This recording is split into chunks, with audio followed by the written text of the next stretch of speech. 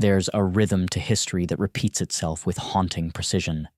It isn't prophecy, and it isn't a coincidence, it's mathematics, economics wearing the mask of fate. Every great empire begins with expansion and innovation, climbs through wealth and ambition, and then, inevitably, spends itself into exhaustion. The story plays out the same way, century after century, with different actors speaking identical lines. Spain, Britain, the Soviet Union.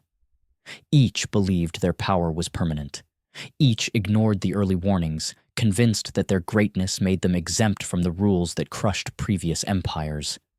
And now, in 2025, the United States stands halfway down the same road, hitting the same mile markers that marked the decline of every dominant power before it. This isn't superstition or political bias. It's cause and effect, as predictable as gravity. Empires fall not because they are conquered by stronger enemies, but because they can no longer afford themselves. The collapse comes from within, from choices made in comfortable times that create catastrophes in harder ones. To see how it happens, stage by stage, we start where decline always begins, when victory becomes habit, when ambition turns into overreach, and when leaders start believing their own propaganda about permanent dominance. Stage 1. Military overreach. Every empire starts to fall the moment it tries to control more than it can pay for. The temptation is irresistible. You've won your wars, your enemies are scattered, your technology is superior. Why not extend your reach just a little further? Why not guarantee security by controlling the next territory, the next trade route, the next strategic position? But every expansion brings new commitments. Every new commitment requires soldiers, supplies, and silver. And slowly, without anyone noticing exactly when it happened, the empire becomes trapped, unable to retreat without looking weak, unable to advance without going broke. Spain, the first global empire. In the 1500s, Spain was unstoppable. Gold and silver poured in from the Americas, the mines of Potosi in modern Bolivia, Zacatecas in Mexico, and scattered deposits across the Caribbean islands, creating a flood of treasure so immense it literally reshaped Europe's economy. King Philip II sat in the Escorial Palace outside Madrid and commanded an empire where the sun never set. Spanish galleons crossed every ocean. Spanish soldiers marched across 4 continents. Spanish priests carried crosses to lands that had never heard of Christ. The Spanish crown used this wealth to finance crusades against Protestants in northern Europe, endless wars against France, naval battles with the Ottoman Empire in the Mediterranean, military campaigns in Italy, and the grand dream of ruling both the Old World and the New simultaneously. At its height, Spain commanded the richest colonies and the most powerful fleet on earth. The empire seemed divine, eternal, blessed by God himself. Spanish kings spoke of their mission to unite the Christian world under one crown, one faith, one language. But its strength was built on borrowed time, on assumptions that would prove fatal. By 1588, when the Great Armada sailed against England, 130 ships carrying the hope of Catholic Europe, half the Spanish state's revenue already went to servicing debt or maintaining armies scattered across 3 continents. The military budget consumed everything. Victories hid the rot for decades. The empire's borders kept expanding throughout the 1500s. Spanish tercios, feared infantry formations, remained undefeated in open battle for over a century. But each conquest required more soldiers, more ships, more silver flowing from the Americas. Even when victories came, the bill arrived close behind.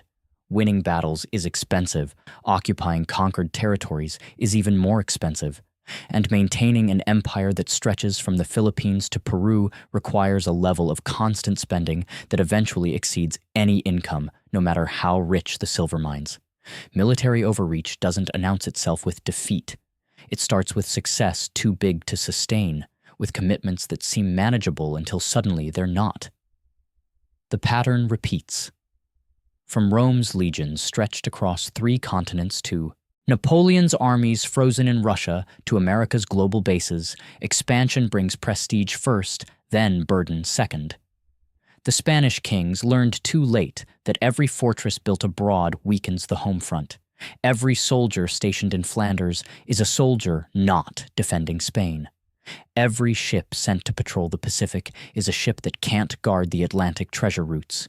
And every year, the costs compound while the benefits diminish. Stage 2. Currency debasement. When expenses grow faster than income, governments reach for the same trick across every century. They change the money. Spain's coins, real silver pieces of 8, once defined value itself across the entire world. Pirates fought for them. Merchants trusted them. Kings hoarded them. The Spanish dollar was the global reserve currency of its age. But war devoured treasure faster than ships could carry it home from the New World. The mines of Potosi produced mountains of silver, yet it wasn't enough. The crown's appetite was bottomless. So officials began to quietly mix copper into the coins. The technique was called vellon. The coins looked roughly the same, bore the same royal seal, featured the same imperial symbols, but merchants and bankers knew the difference. They could feel the weight, see the color, test the metal. Inflation took off like a wildfire. Prices doubled, then tripled, then quadrupled over just a few decades. The working class was ruined, unable to afford bread that cost 10 times what their parents paid. The nobility, paid in fixed rents from their estates, watched their purchasing power evaporate like morning dew. By 1600, the coins of Spain were jokes across Europe. Real silver vanished into private hoards and foreign hands. Worthless copper-heavy coins circulated in its place, accepted reluctantly, trusted by no one. Economies run on trust. Money is, at its core, a shared belief. When trust in money breaks, when people stop believing that today's coin will buy tomorrow's bread, everything else follows. Trade slows. Investment stops. The future becomes unpredictable. From silver to paper currency debasement isn't always physical. Centuries later, when the United States left the gold standard in 1971, the principle was identical. President Nixon closed the gold window, ending the promise that dollars could be exchanged for actual gold. Money became a promise backed by nothing tangible, just faith in the government's word and future productivity. Once that line is crossed, once money becomes pure abstraction, it's only a matter of time before printing replaces production as the source of prosperity. The temptation is too great. Why reform? Why cut spending? Why make hard choices when you can simply create more currency? Every government in history has eventually chosen the easier path. Every government that did eventually paid the price. Stage 3. The debt spiral. When money weakens and expenses keep rising, debt fills the gap. It always does.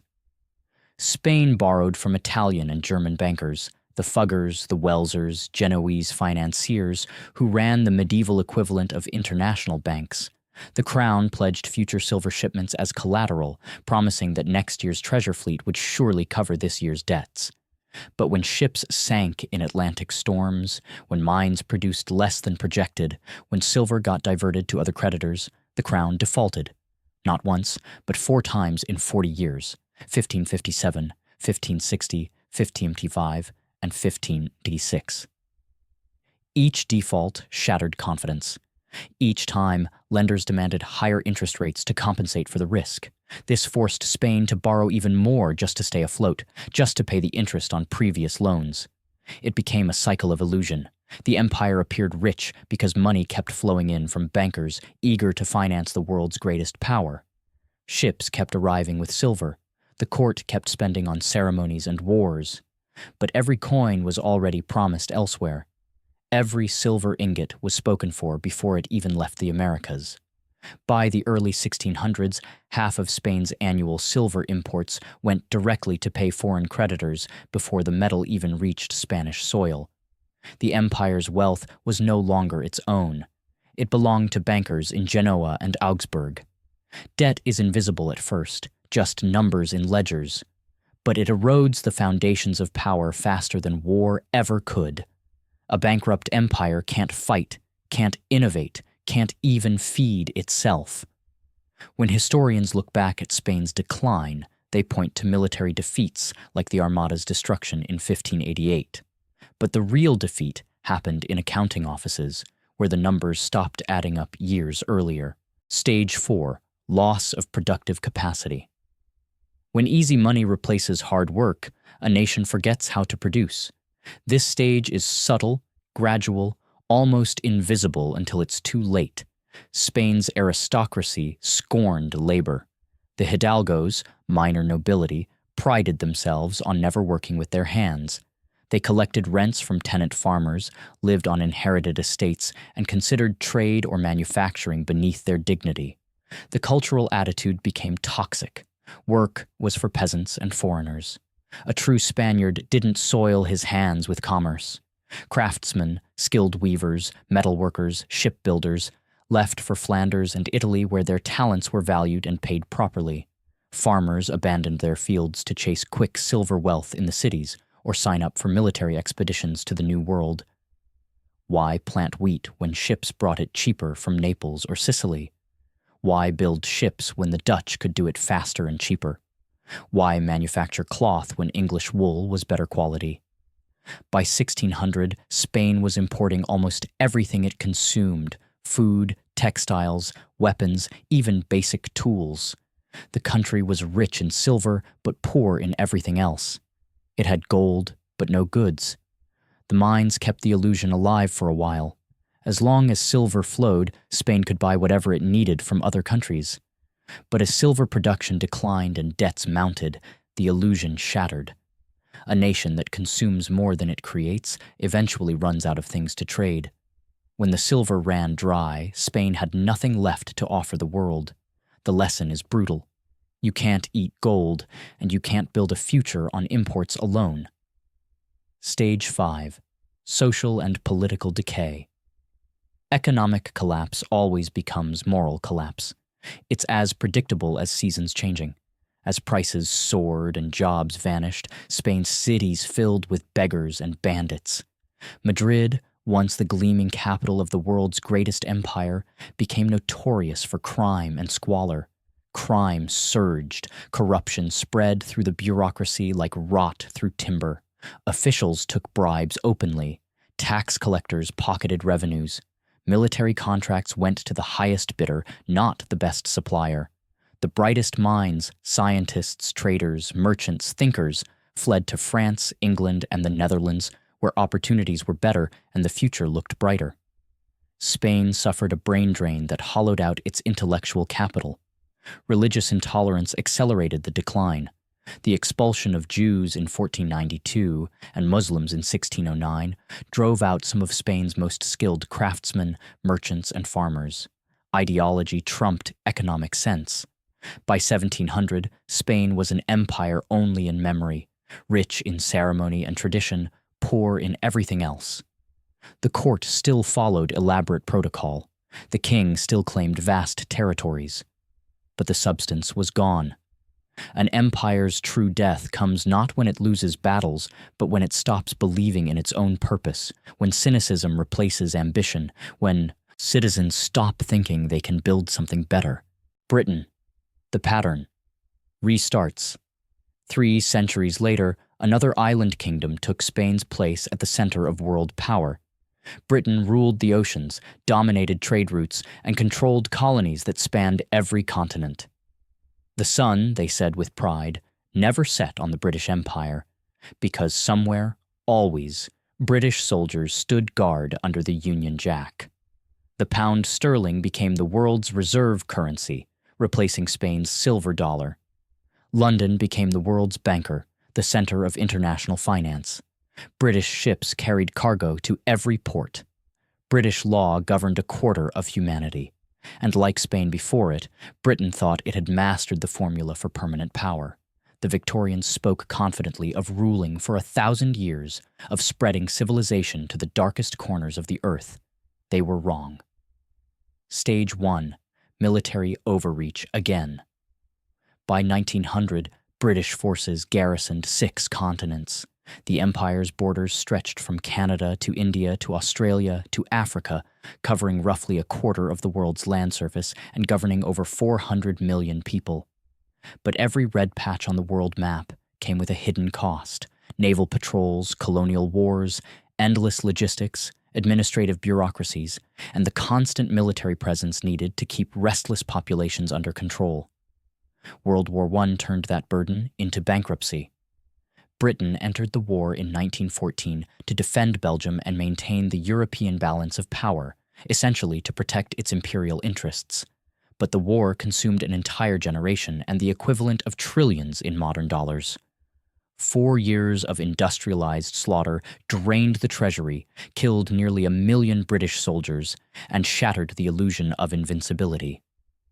When the smoke cleared in 1918, Britain had victory, parades, and territories taken from defeated Germany and the Ottoman Empire. But it also had $9 billion in debt to the United States, a staggering sum that represented years of national output. The world's banker had become the world's borrower. The role reversal was complete, though few recognized it yet.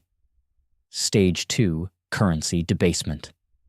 After the war, Britain tried desperately to turn back time, to restore the world that existed before 1914. Determined to restore the pound's prestige and London's position as the financial center of the world, Britain rejoined the gold standard in 1925 at the pre-war exchange rate, as if nothing had changed. But everything had changed. The economy was weaker, devastated by war. Industry was outdated, unable to compete with American efficiency. Gold reserves were half gone, spent on weapons and supplies. The result was predictable: deflation and mass unemployment. British goods were suddenly too expensive to sell abroad.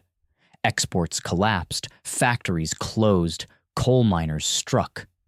The economy stagnated through the 1920s, while America boomed. By 1931, reality finally broke through the illusion. Britain abandoned. The gold standard and the pound's value plunged overnight, falling 25% in weeks. A currency that had once defined global financial stability for a century, that had been as solid as bedrock, was suddenly just another floating paper promise, subject to speculation and doubt. The psychological impact was enormous. If the pound could fall, what else was permanent? What other certainties were illusions? Stage 3: Debt and decline. World War II finished what the First War had started. To fight Hitler, Britain borrowed everything it could, from America through Lend-Lease, from Canada, from its own citizens through war bonds. The country mortgaged its entire future to survive the present. By 1945, victory had cost more than the empire could ever pay back. Britain owed the equivalent of 250% of its GDP, debts that would take generations to repay. The British Empire disintegrated faster than anyone expected or predicted. India gained independence in 1947, taking the crown jewel of empire. Then came Palestine, Burma, Ceylon. Then the African colonies: Gold Coast, Nigeria, Kenya, Rhodesia. Then Malaysia, Singapore, Hong Kong. Within 2 decades, the empire that had ruled a quarter of the planet was gone, reduced to a few scattered islands and the memory of former glory. The pound fell from 4.86 in 1945 to barely 1.20 by the 1980s. The reserve currency of the world became regional change, used mainly by Britain and a few former colonies. The story wasn't military defeat. Britain won both world wars. It was economic exhaustion. Britain had spent a century living beyond its productive base, extracting wealth from colonies, borrowing against future prosperity. When the bill came due after 1945, the empire dissolved quietly, in balance sheets and budget meetings, not on battlefields. The Soviet Union: a different ideology, same outcome. After 1945, a new superpower rose from the rubble of World War II, the Soviet Union. It promised a completely different system: no capitalism, no private banks, no free markets, no competition. Central planning would replace chaos. The state would own everything and distribute fairly. But the logic of imperial decline didn't care about ideology. The mathematics of overreach worked the same way under communism as under capitalism. Stage 1. Overextension. At its peak in the 1980s, the USSR spent somewhere between 15 to 20% of its entire GDP on the military, 3 to 4 times America's percentage. It maintained the world's largest army. It matched the U.S. nuclear weapon for nuclear weapon. It built a navy to challenge American carriers. It developed cutting-edge fighters and tanks and missiles. Beyond its borders, it propped up dozens of allied regimes: Cuba, Vietnam, Angola, Ethiopia, Syria, North Korea. It funded communist parties and revolutionary movements across Latin America, Africa, and Asia. It built showcase projects in the Third World to demonstrate Soviet superiority. But the Soviet economy was barely a third the size of America's economy, producing far less wealth with far more workers. Maintaining global influence cost more than the system could produce. Every year, the gap widened. Stage 2. Economic stagnation. By the 1970s, Soviet economic growth had stopped completely. The brief surge under Stalin's industrialization was over. The easy gains were exhausted, factories churned out low-quality goods that nobody wanted. Cars broke down constantly, appliances failed, construction was shoddy. Technology lagged decades behind the West.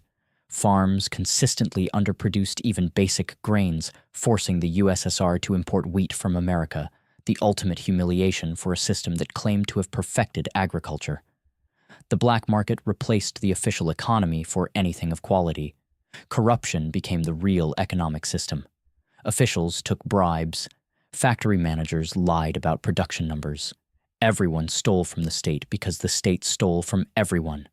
For a while, oil and gold exports kept the system financially afloat.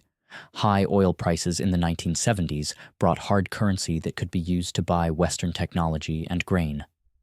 But when oil prices collapsed in the 1980s, partly due to Saudi Arabia increasing production, partly due to conservation efforts after the 1970s, oil shocks, the cash flow dried up.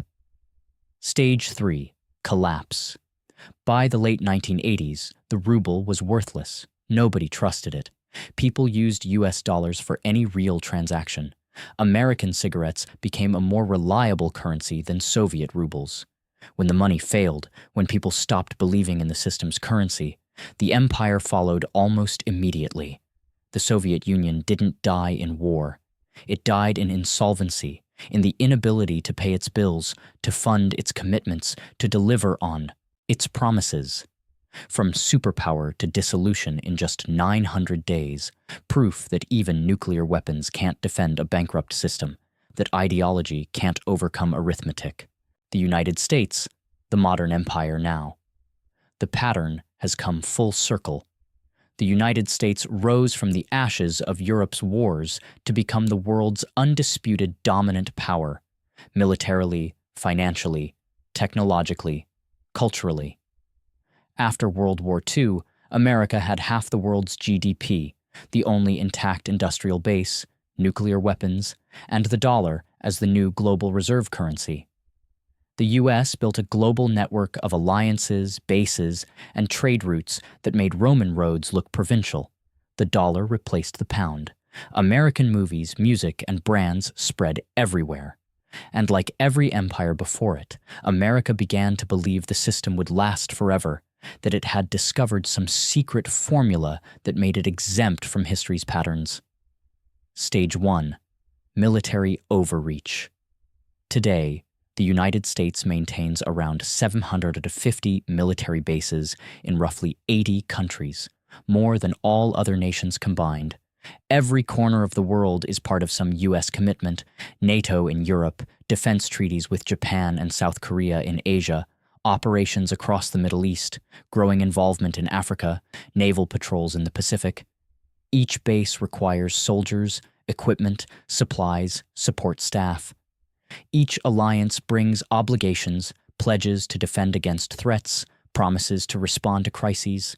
The U.S. spends more on defense than the next 10 nations combined, over $800 billion annually in the official budget, with hundreds of billions more in related spending through other agencies. Like Spain's galleons protecting treasure fleets or Britain's dreadnoughts patrolling the seas, it's both a symbol of dominance and a warning of overreach. The wars in Iraq and Afghanistan alone cost an estimated $8 trillion when you include long-term veteran care and interest on borrowed war funding. The results? No lasting stability, no economic gain, no clear strategic victory, only debt, exhaustion, and questions about what it achieved. Stage 2. Currency debasement. In 1971, President Nixon made a decision that changed everything.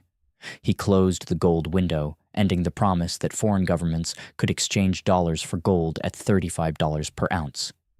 The dollar became pure fiat currency, money by government decree, backed by nothing tangible except faith in America's economy and military power. Since then, the supply of dollars has exploded like never before in history. From 2000 to 2025, the U.S. money supply, M2, grew by more than 400%. The printing presses, or more accurately, the digital equivalent, ran constantly.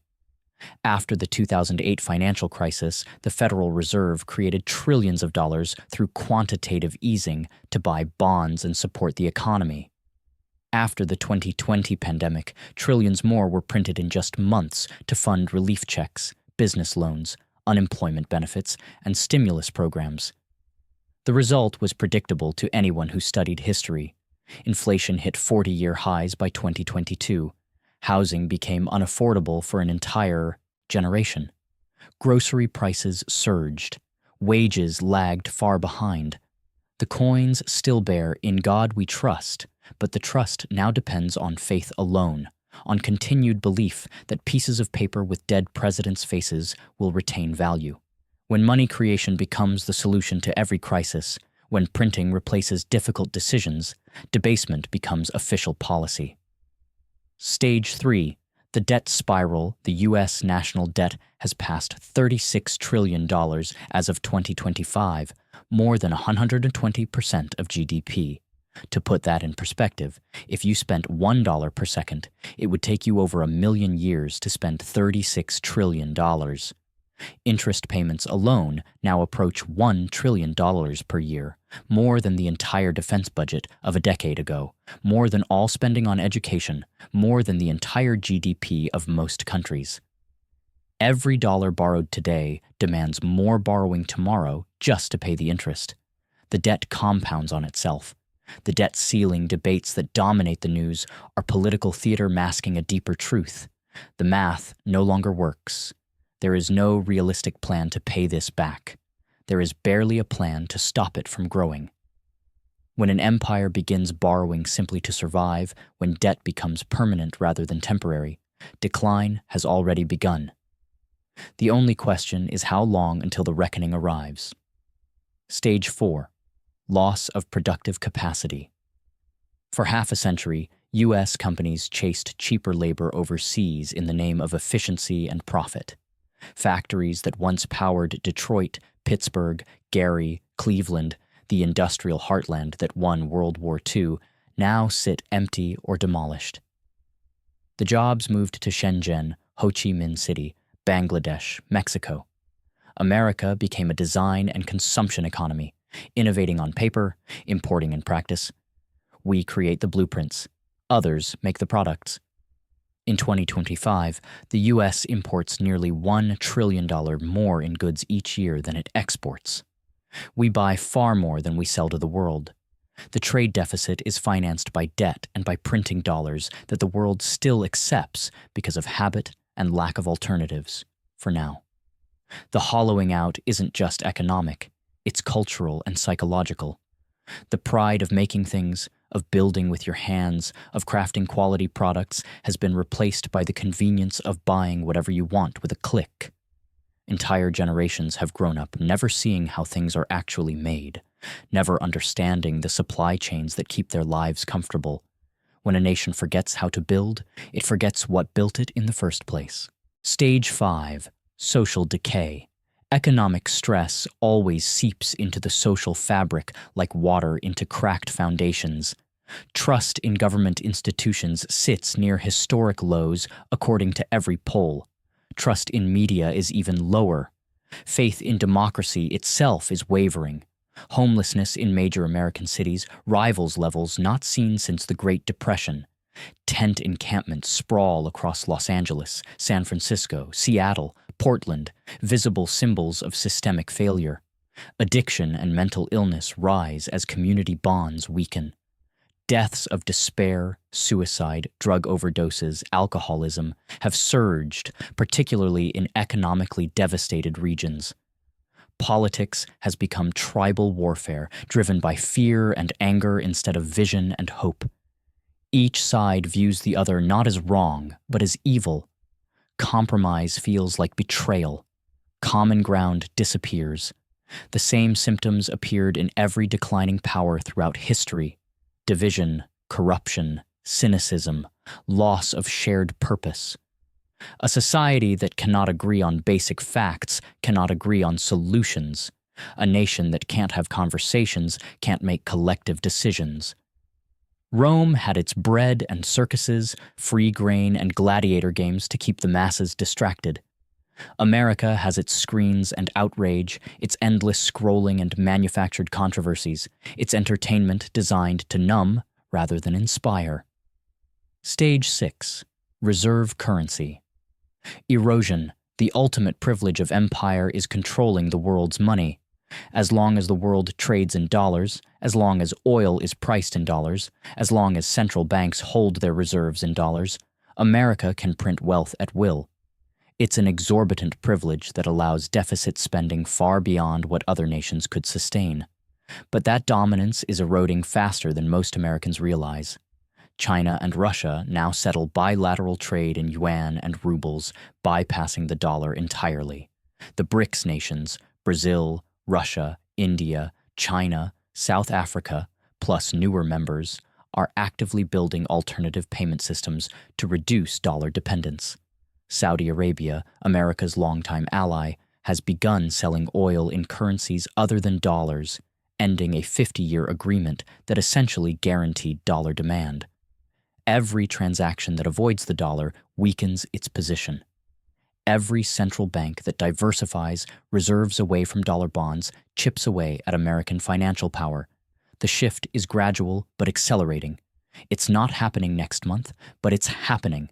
And when dollars held abroad start flowing back home, when foreign governments and companies dump dollar holdings because they no longer need them for trade, inflation will surge beyond anything seen in recent decades. The end of a reserve currency never looks dramatic at first. It's a slow erosion of confidence, a gradual shift in behavior, until suddenly it's not. Britain's pound in 1945 seemed permanent until it wasn't. France's livre in the 1700s seemed unshakable until it collapsed. Spain's pieces of 8 dominated for centuries until they didn't. Each believed the world would always trust their money. Each was wrong. Stage 7. Collapse and reset. Here's the uncomfortable truth. Collapse rarely looks like chaos at first. It doesn't look like Mad Max or apocalyptic movies. It looks more mundane and more insidious. It looks like shortages that never quite end, like stores with empty shelves that stay empty. It looks like governments that can't pass budgets, that lurch from crisis to crisis. It looks like interest rates that rise until something major breaks: a bank, a government, a pension system.